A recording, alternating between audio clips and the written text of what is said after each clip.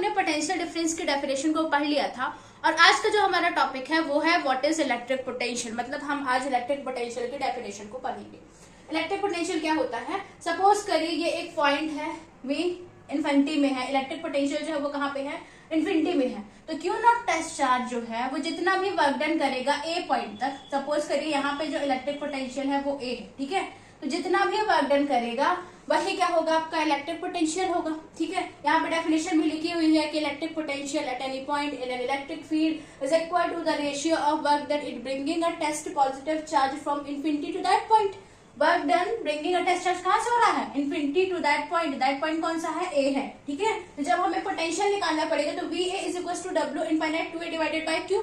यहाँ पे एक्चुअल में V A minus V infinite हो सकता था क्योंकि फाइनल पोजीशन में से जब हम किसी भी चीज के बीच में डिफरेंस निकालते हैं तो final position minus initial position करते हैं। तो वी ए जो है वो आपकी फाइनल पोजीशन है और वी इनफाइनाइट जो है वो आपकी इनिशियल पोजीशन है। लेकिन इन्फिनिटी में जो पोटेंशियल होता है वो जीरो होता है, इस वजह से यहाँ पर क्या आया? V A is equal to W infinite to A divided by Q naught, ठीक है। यही आपका क्या है? इलेक्ट्रिक पोटेंशियल की डेफिनेशन है और फॉर्मूला, ठीक है। इलेक्ट्रिक पोटेंशियल जो होता है वो एक स्केलर क्वांटिटी होती है और उसकी जो यूनिट होती है वो जूल जूल पर कूलम होती है। कैसे होती है? वर्क डन की जो यूनिट होती है वो जूल होती है, चार्ज की जो यूनिट होती है वो कूलम होती है। तो आप इसे जैसे इनवर्स भी क्या कर सकते हैं? लिख सकते हैं, ठीक है। और इसका जो डायमेंशनल फॉर्मूला होता है वो क्या होता है? ml2t - 3 a inverse. ml2t - 3 a inverse.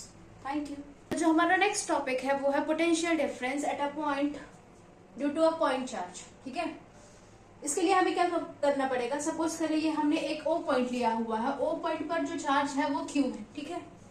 O point पर चार्ज क्यू है और ए पॉइंट पर हमने एक पॉइंट चार्ज लिया हुआ है। पॉइंट चार्ज जो है वो क्यू नॉट है, ठीक है। क्यू नॉट जो है चार्ज वो क्या कर रहा है? वर्क डन कर रहा है। क्या कर रहा है? वर्क डन कर रहा है ए टू बी। तो इधर से जो यहाँ पे इसकी डिस्टेंस होगी वो क्या होगी? डी आर होगी, ठीक है। और टेस्ट चार्ज क्यू नॉट की वजह से जो इलेक्ट्रिक फील्ड प्रोड्यूस हुई है वो क्या है? कैपिटल ई है। तो यहाँ पर इलेक्ट्रिक पोटेंशियल हमें क्या करना है? फाइंड करना है पॉइंट चार्ज की वजह से, ठीक। तो आइए देखते हैं कि अब आप देख रहे हो कि जो डी आर की डायरेक्शन है और जो इलेक्ट्रिक फील्ड की डायरेक्शन है दोनों अपोजिट डायरेक्शन में। जो पॉइंट चार्ज वर्क कर रहा है ए टू बी, तो डी आर की डायरेक्शन इधर साइड है और इलेक्ट्रिक फील्ड की डायरेक्शन क्या है? इधर साइड है। क्या है? मतलब दोनों अपोजिट डायरेक्शन में है, ठीक है। तो सबसे पहले हम देखेंगे कि क्यू नॉट चार्ज की वजह से जो कि ए पॉइंट पर है, तो उसकी वजह से जो इलेक्ट्रिक फील्ड है, इलेक्ट्रिक फील्ड की वजह से जो फोर्स प्रोड्यूस हुआ है, ठीक है। फोर्स जो प्रोड्यूस हुआ है वो क्या है? F is equal to q not E, test charge into electric field. Force जो प्रोड्यूस हुआ है वो क्या है? F is equal to q not E है, ठीक है। तो ये क्या लिखा हुआ है? F is equal to q not E. अब क्या है? जो डिस्टेंस वर्क डन कहां से? वर्क डन में जो डिस्प्लेसमेंट है,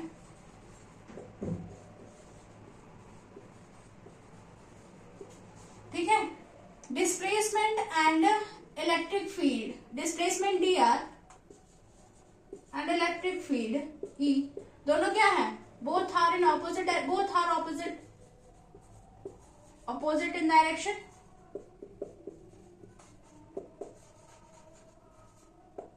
दोनों क्या है? ऑपोजिट डायरेक्शन में है। डी आर इस डायरेक्शन में है और जो फोर्स है आपका इस डायरेक्शन में लग रहा है, फिर इलेक्ट्रिक फील्ड जो है वो इस डायरेक्शन में लग रही है। तो वर्क डन डी डब्ल्यू क्या होगा? डी डब्ल्यू हो जाएगा आपका F dot D R. Work done is equal to होता है फोर्स इंटू डिस्प्लेसमेंट, ठीक है। तो एफ डॉट डी आर हो जाएगा।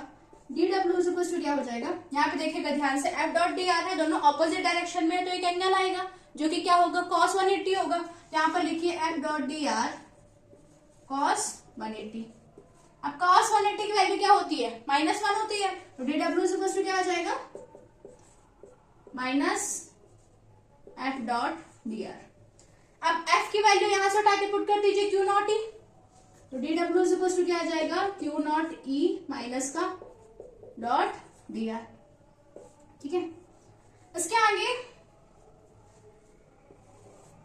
आगे अब हम क्या करेंगे? जो वर्क डन है वो इन्फिनिटी से ए पॉइंट के लिए निकालेंगे, ठीक है। क्या निकालेंगे? Work done infinite to R निकालेंगे। तो क्या हो जाएगा? इंटीग्रेशन लगेगा। इनिशियल आपकी इनिशियल पोजीशन क्या है? इनफाइनाइट। फाइनल पोजीशन क्या है? आर, ठीक। और जो फॉर्मूला है आपका minus Q not E dot D R. ठीक है, तो W इनफाइनाइट टू R करेंगे। यहां पर E की वैल्यू सबसे पहले रख दीजिए। E इज इक्वल टू क्या होता है आपका 1/4 pi epsilon not Q upon R square. ठीक है, तो ए की वैल्यू उठा के यहाँ पे रख दीजिए, फिर उसको इंटीग्रेट करिए। 1/4 pi epsilon not upon Q R square है। ठीक है, अभी तक हमने यहाँ तक क्या किया था, W infinite to R limit लग जाएगी minus Q not E dot D R. ठीक है, अब E की वैल्यू हम यहाँ पे इस वाली इक्वेशन में पुट करेंगे, तो क्या आ जाएगा W infinite to R is equal to infinite to R minus Q not, E की वैल्यू क्या हो जाएगी 1/4 pi epsilon not Q upon R square dot D R. ठीक है, अब जो कांस्टेंट है हम उसे क्या करेंगे, बाहर लेंगे, तो W infinite to R is equal to क्या हो जाएगा infinite to R infinite to R, ये बाहर आ जाएगा। यहाँ पे सबसे पहले बाहर कांस्टेंट ले लेते हैं, तो क्या हो जाएगा 1/4 pi epsilon not Q not upon कुछ नहीं। ठीक, यहाँ पे इनफाइनाइट टू R आ जाएगा, और यहाँ पे 1/r स्क्वायर और डी आर का क्या करेंगे, हम इंटीग्रेशन करेंगे। और जब हम इंटीग्रेशन करेंगे तो W infinite R is equal to क्या आ जाएगा, W infinite to R is equal to आ जाएगा 1/4 pi epsilon not Q nought, और यहाँ पे आ जाएगा माइनस 1 अपॉन, सबसे पहले आएगा कितना 1/r आ जाएगा, और फिर जब आप लिमिट लगा देंगे, लिमिट लगाएंगे तो क्या आएगा W infinite to R, limit लगाने के बाद आ जाएगा minus 1/4 pi epsilon not Q naught. ठीक है, यहाँ पे आ जाएगा माइनस 1/r। अब माइनस माइनस का दोनों साइड मल्टीप्लाई कर देंगे तो क्या आ जाएगा प्लस का R हो जाएगा, Q 1/4 pi epsilon not Q not upon R square. ठीक है, क्यू नॉट अपॉन R। अब आपको क्या करना है, इलेक्ट्रिक पोटेंशियल निकालना है। Electric potential is equal to, अभी आपने क्या पढ़ा था, VA is equal to W infinite to R divided by Q naught. ठीक है, वैल्यू पुट करेंगे W इनफाइनाइट टू R की, तो क्या आएगा 1/4 pi epsilon not Q naught divided by R divided by Q naught. Q naught से Q naught cancel out हो जाएगा, तो क्या बचेगा आपका बचेगा electric potential VA is equal to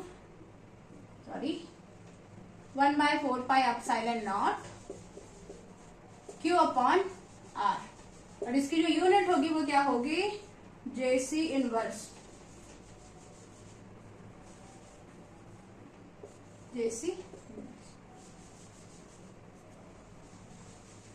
thank you, I hope कि आपको ये डेरिवेशन समझ आया होगा।